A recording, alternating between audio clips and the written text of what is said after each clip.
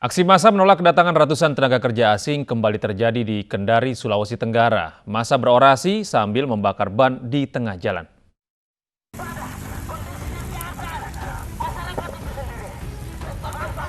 Massa dari organisasi kepemudaan berunjuk rasa di dekat pintu masuk Bandara Haluoleo Kendari, Sulawesi Tenggara. Mereka berorasi menggelar aksi teatrikal dan membakar ban bekas. Pemerintah Provinsi Sulawesi Tenggara harus transparansi, adanya controlling masuknya tenaga kerja Cina. Dalam tuntutannya, massa menolak masuknya 500 tenaga kerja asing asal Cina yang datang ke Konawe, Sulawesi Tenggara. Massa mendesak pemerintah agar lebih tegas mengontrol masuknya tenaga kerja asing dan memprioritaskan tenaga kerja lokal. Sementara itu, Wakil Gubernur Sulawesi Tenggara, Lukman Abu Nawas meminta agar dua perusahaan, PT VDNI dan OSS yang mendatangkan ratusan tenaga kerja asing, memperhatikan dan memprioritaskan tenaga kerja lokal yang berdomisili di sekitar lingkar tambang. Penonton itu yang mereka protes, nggak senang. Kemudian posisi yang kecil aja, tolong ya. Jadi yang pasti kepala seksi, tolong iya. Coba kalau diberdayakan, dimanfaatkan, mereka kan siap. Mau cari yang sarjana apa? Sarjana geologi, sarjana hukum, ada semua. Tinggal komunikasi aja. Kan benar waktu Pak Kapolda katakan kan, waktu rakor. Tinggal komunikasi aja, jadi mereka jangan tertutup. Menteri Ketenagakerjaan Ida Fauziah angkat bicara terkait masuknya ratusan tenaga kerja asing ke Indonesia. Menurutnya, tenaga kerja asing didatangkan untuk mengisi jabatan atau pekerjaan yang belum mampu dikerjakan tenaga kerja lokal.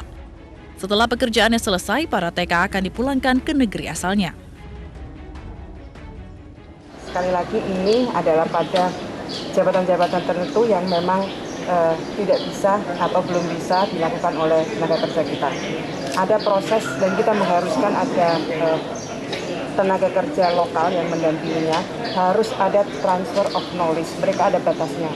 Setelah mereka mentransfer kemampuannya, keterampilannya, maka kemudian mereka akan kembali ke negaranya dan sepenuhnya nanti dikerjakan oleh tenaga kerja kita. Saat ini tercatat kurang lebih ada 11.000 orang tenaga kerja lokal dan 700 tenaga kerja asing yang bekerja di dua perusahaan pemurnian nikel PT VDNI dan OSS. Dari Kota Kendari, Sulawesi Tenggara, Febriono Tameng, iNews melaporkan. Jumpa pers yang digelar Dinas Pendidikan DKI Jakarta terkait aturan penerimaan peserta didik baru diwarnai protes oleh orang tua calon siswa. Pelaksanaan PPDB di lapangan dinilai tidak sesuai dengan aturan Dinas Pendidikan. Bohong! Nggak ada seleksi jarak!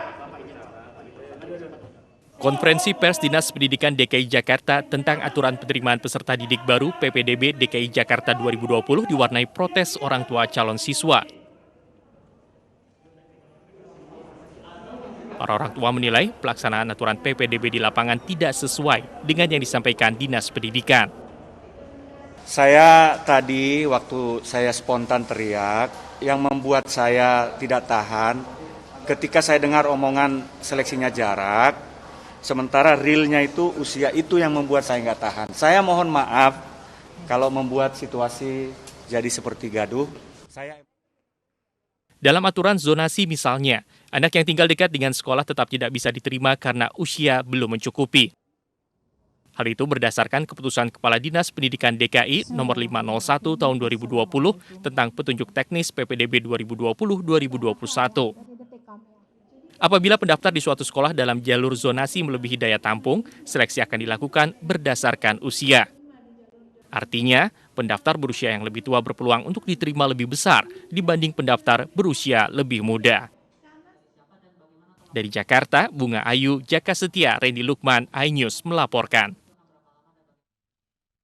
Syarat batas usia dalam seleksi penerimaan peserta didik baru di DKI Jakarta terus menuai kritik.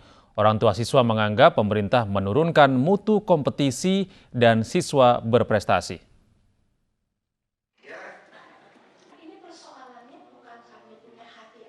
Sejumlah orang tua siswa kembali mengeluhkan kebijakan pemerintah Provinsi DKI Jakarta tentang petunjuk teknis penerimaan peserta didik baru atau PPDB. Adanya syarat batas usia pada seleksi PPDB dianggap orang tua murid tidak sesuai dengan cita-cita pendidikan. Sebab pencapaian belajar siswa-siswi yang dapat dilihat dari nilai rapor dan juga prestasi non-akademis bisa gugur hanya karena tidak masuk kategori usia yang ditentukan oleh pemerintah Provinsi DKI Jakarta. Ibu Vika, orang tua dari murid berusia 11 tahun 7 bulan yang mendapat nilai tertinggi di sekolah dasar kesulitan mencari SMP negeri. Meski sang anak berprestasi dalam bidang akademis dan non-akademis, anak Ibu Vika ditolak 3 SMP di zonasinya karena alasan usia terlalu muda, karena syarat usia calon siswa ke SMP adalah 13-16 tahun. Memang pemerintah mau ingin anak-anak semua sekolah untuk usia itu tidak pada tempatnya menurut saya di pertengahan level jenjang pendidikan. Kalau memang mau memberlakukan usia tua dari jenjang awal dari SD, ya. Ini anak-anak sudah di tengah-tengah, masa mereka memilih untuk nggak naik kelas 2 tahun biar dapat SMA atau SMP favorit? Kan nggak. Masuknya syarat batas usia dalam proses seleksi PPDB tahun ini dianggap prematur dan tidak dipahami oleh orang tua murid, terutama akibat pandemi COVID-19 yang membatasi sosialisasi langsung. Nah, kita sendiri komite itu benar-benar pemahamannya sangat kabur. Jadi apa yang dilakukan saat ini, sistem yang berlaku saat ini benar-benar sesuatu yang dadakan, informasi dadakan yang bikin kita kaget, shock. Lah, kok sebegininya gitu kan? Sebelumnya kekecewaan serupa atas syarat batas usia dalam proses PPDB telah disampaikan dalam aksi protes di Balai Kota DKI Jakarta oleh orang tua murid dan siswa. Syarat batas usia dianggap tidak memberikan keadilan bagi siswa-siswi berprestasi yang telah bersusah payah belajar selama bertahun-tahun. Dari Jakarta, Salsabila, Andrew, iNews melaporkan. Pemirsa, KPK resmi menahan Direktur Utama PT Humpus Transportasi Kimia Taufik Agustono atas kasus suap terhadap mantan anggota DPR RI Bowo Sidik Pangarso. Taufik ditahan selama 20 hari pertama di rutan KPK.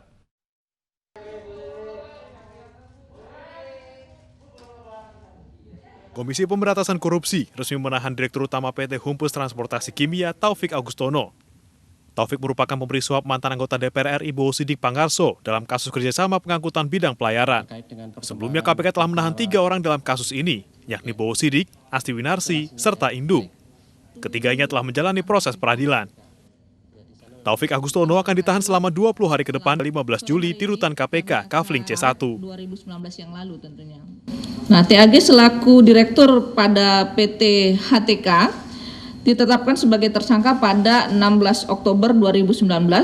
Ini adalah merupakan pengembangan perkara kerjasama pengangkutan bidang pelayaran yang berawal dari kegiatan tangkap tangan pada tanggal 28 Maret yang melibatkan Saudara Bowo Sidik Pangarso, anggota DPR RI yang pada periode 2014-2019 sebagai pihak penerima tentunya. Sebelum ditahan di rutan KPK, Taufik akan menjalani masa karantina atau isolasi selama 14 hari sebagai bentuk protokol kesehatan di tengah pandemi COVID-19. Dari Jakarta, Muhammad Ardiansyah Putra, iNews melaporkan. Sersan Mayor Rama Wahyudi gugur saat bertugas sebagai pasukan perdamaian PBB di wilayah Republik Demokratik Kongo, Afrika Tengah. Sersan Rama meninggal dunia setelah ditembak oleh pemberontak Uganda.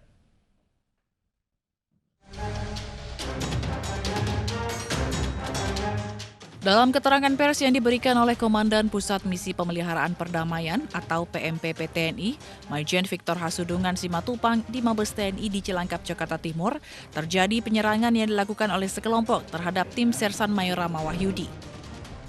Sersan Mayor Rama Wahyudi gugur saat bertugas sebagai pasukan perdamaian PBB di Kongo, Afrika Selatan dan tertembak di bagian dada dan perut akibat aksi penghadangan oleh milisi Uganda di wilayah Makisabo, Kongo pada 22 Juni lalu pukul 17.30 sore waktu setempat. Serangan berlangsung saat tim hendak kembali ke Central Operation Base setelah melakukan tugas pengisian ulang logistik ke Temporary Operation Base. Resupply logistik, perbaikan. Kemudian sekitar pukul 16 kurang, mereka kembali ke Mafifi.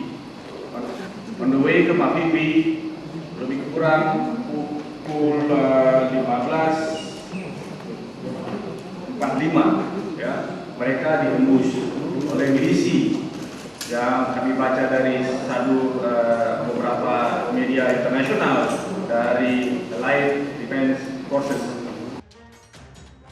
Jenazah almarhum Sersan Mayor Rama Wahyudi berstatus bebas COVID-19 dan kini akan segera dibawa ke United Nations Hospital untuk dilakukan pemeriksaan dan autopsi selama 4 hari. Apabila hasil yang dikeluarkan United Nations membuktikan Sersan Mayor Rama Wahyudi sebagai korban dalam serangan, maka akan ada santunan internasional sejumlah $75.000 Amerika Serikat atau sekitar 1 miliar rupiah. Jenazah diagendakan tiba di Indonesia tanggal 2 Juli 2020 dan akan dimakamkan di Pekanbaru.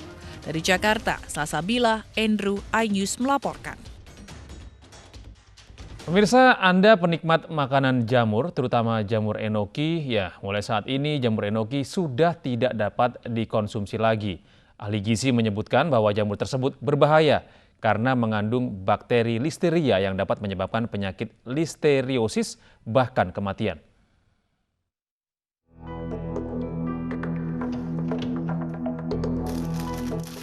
Masyarakat dihebohkan dengan pemberitaan mengenai bahaya jamur enoki untuk dikonsumsi. Pasalnya jamur tersebut banyak dikonsumsi oleh masyarakat Indonesia. Pemerintah telah melakukan uji coba terhadap jamur enoki yang berasal dari perusahaan Korea Selatan. Hasilnya jamur tersebut mengandung bakteri listeria. Bakteri tersebut merupakan salah satu bakteri yang tersebar luas di lingkungan pertanian. Bahkan karakter bakteri ini tahan dengan suhu dingin. Mengkonsumsi jamur enoki yang mengandung listeria dapat menyebabkan penyakit listeriosis, bahkan dapat menyebabkan meninggal dunia. Badan Ketahanan Pangan Kementerian Pertanian pun bereaksi cepat dan meminta pelaku usaha importir untuk menarik dan memusnahkan jamur enoki yang beredar di Indonesia. Pemusnahan jamur tersebut dilakukan pada 22 Mei dan 19 Juni 2020 di Bekasi. Namun saat ini, di Indonesia sendiri, belum ditemukan adanya kasus luar biasa akibat terkontaminasi bakteri dari jamur enoki tersebut.